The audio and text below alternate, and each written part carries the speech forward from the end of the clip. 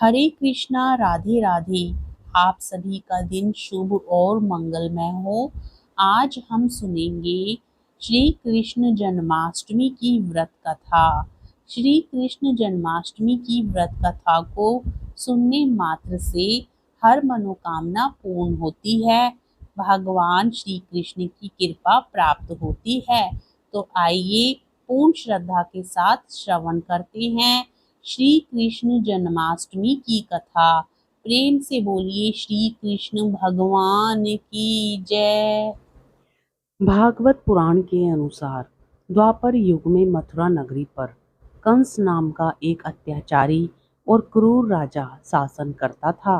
अपने पिता राजा उग्रसेन को गद्दी से हटाकर वह स्वयं राजा बन गया था। मथुरा की प्रजा उसके शासन से बहुत दुखी थी, लेकिन वह अपनी बहन देवकी को बहुत प्यार करता था। उसने देवकी का विवाह अपने मित्र वासुदेव से कराया था। जब वो देवकी और वासुदेव को उनके राज्य लेकर जा रहा था, तभी एक आकाशवाणी हुई, हे कंस, जिस बहन को तू उसके ससुराल छोड़ने जा रहा है, उसके गर्भ से पैदा होने वाली 8वीं संतान ही तेरी मृत्यु का कारण बनेगी। आकाशवाणी सुनकर कंस क्रोधित हो उठा और वसुदेव को मारने के लिए आगे बढ़ा। तभी देवकी ने अपने पति के प्राणों की रक्षा के लिए कहा कि उनकी जो भी संतान जन्म लेगी वह उसे कंस को सौंप देगी। कंस ने बहन की बात मानकर दोनों को कारागार में डाल दिया। कारागार में देवकी ने एक एक करके 7 बच्चों को जन्म दिया, लेकिन कंस ने उन सभी का वध कर दिया। हालांकि 7वीं संतान के रूप में जन्मे शेष अवतार बलराम को योग माया ने संकर्षित कर माता रोहिणी के गर्भ में पहुंचा दिया था। इसलिए ही बलराम को संकर्षण भी कहा जाता है। आकाशवाणी के अनुसार माता देवकी की 8वीं संतान के रूप में स्वयं भगवान विष्णु कृष्ण अवतार के रूप में पृथ्वी पर जन्मे थे। उसी समय माता यशोदा ने एक पुत्री को जन्म दिया।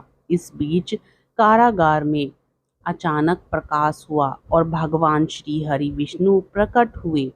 उन्होंने वासुदेव से कहा कि आप इस बालक को अपने मित्र नंद जी के यहाँ ले जाओ और वहां से उनकी कन्या को यहाँ ले आओ। भगवान विष्णु के आदेश से वसुदेव जी भगवान कृष्ण को सूप में अपने सिर पर रखकर नंद जी के घर की ओर चल दिए। भगवान विष्णु की माया से सभी पहरेदार सो गए। कारागार के दरवाजे खुल गए। यमुना ने भी शांत होकर वसुदेव जी के जाने का मार्ग प्रशस्त कर दिया। वसुदेव भगवान कृष्ण को लेकर नंद जी के यहाँ सकुशल पहुंच गए और वहां से उनकी नवजात कन्या को लेकर वापस आ गए। जब कंस को देवकी की 8वीं संतान के जन्म की सूची मिली, वह तत्काल कारागार में गया और उसने बंदी गृह में जाकर देवकी के हाथ से नवजात कन्या को छीनकर पृथ्वी पर पटक देना चाहा, परंतु वह कन्या आकाश में उड़ गई और वहां से कहा, अरे मूर्ख, मुझे मारने से क्या होगा?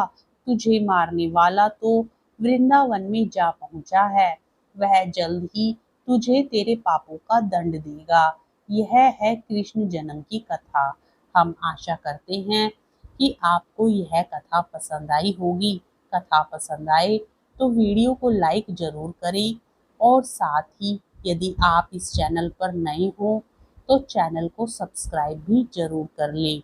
कमेंट बॉक्स में हरे कृष्णा, राधे राधे जरूर लिखें।